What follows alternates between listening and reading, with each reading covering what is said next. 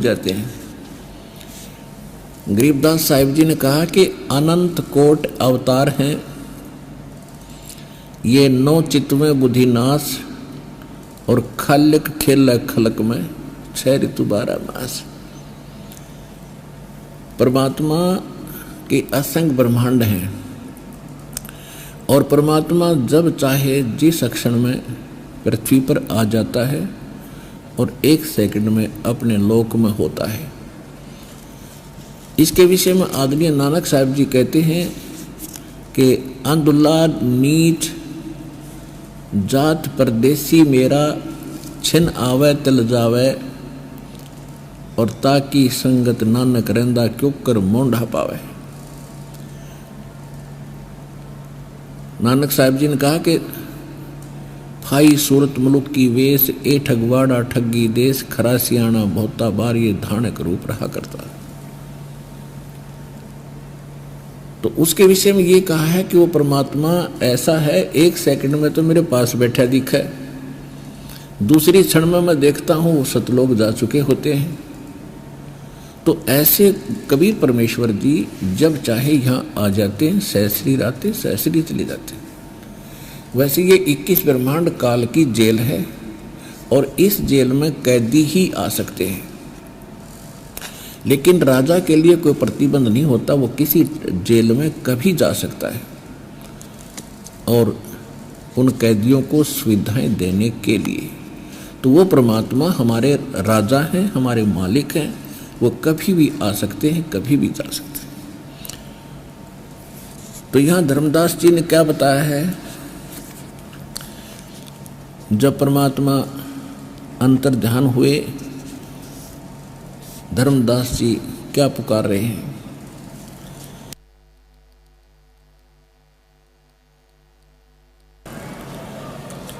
आज मोहे दर्शन दियो जी कबीर, आज मोहे दर्शन दियो जी कबीर, सतलोक से चल कर आए, सतलोक से चल कर आए, काटन यम की जंजीर, आज मोहे दर्शन दियो जी कबीर, आज मोहे दर्शन दियो जी कबीर, थारे दर्शन से मारे पाप कटत हैं, थारे दर्शन से मारे पाप कटत हैं, निर्मल होवे जी शरीर, आज मोहे दर्शन दियो जी कबीर, आज मोहे दर्शन दियो जी कबीर।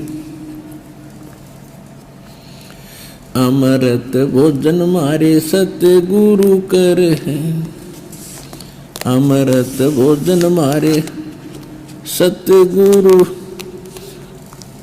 जी में, वो शब्द दूध की खीर, आज मोहे दर्शन दियो जी कबीर, आज मोहे दर्शन दियो जी कबीर।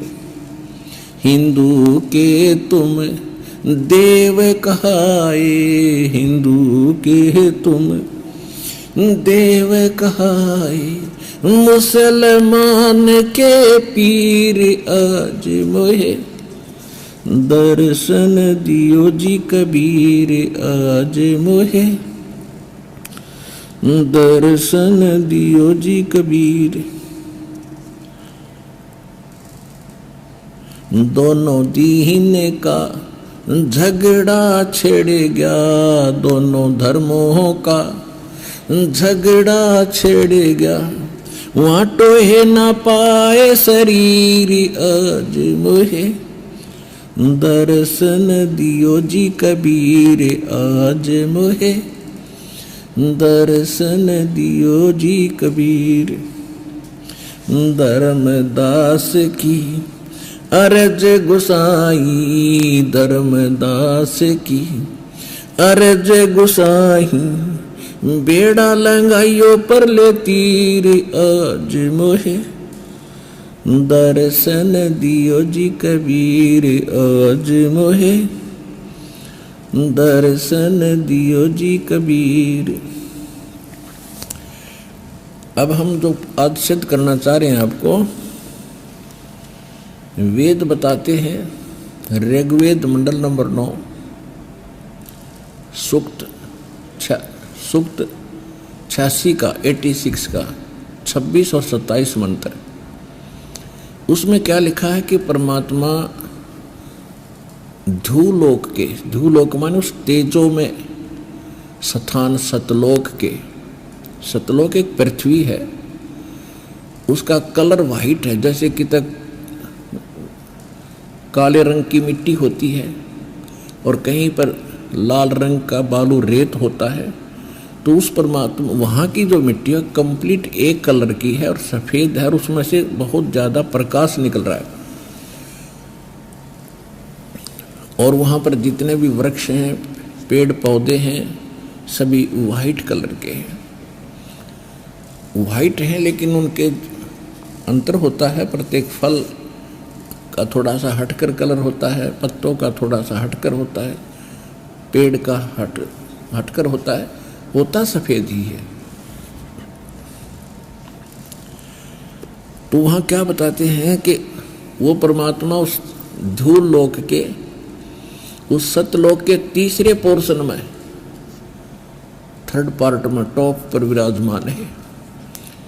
वहाँ 3 विभाग हैं उस सतलोक के। जैसे दिल्ली है अपना राजधानी, तो दिल्ली के 3 पोर्शन हैं। एक तो बाहरी ग्रामीण क्षेत्र है, वो दिल्ली स्टेट ही कहलाता है, और फिर वो क्षेत्र है जहाँ बाजार बने हुए हैं, दूसरा, और तीसरा जहाँ पर हमारे प्रधानमंत्री जी और हमारी जो पार्लियामेंट बैठती है वो तीसरा स्थान है।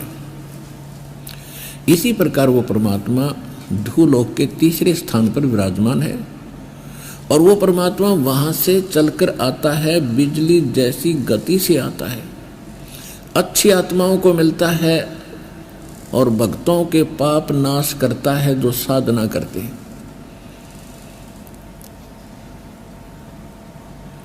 ऋग्वेद मंडल नंबर 9 सूक्त 86 मंत्र 26 और 27 में, ऋग्वेद मंडल नंबर 9 सूक्त 82 मंत्र 1, 2, 3 में, ऋग्वेद मंडल नंबर 9 सूक्त 54 के मंत्र 3 में,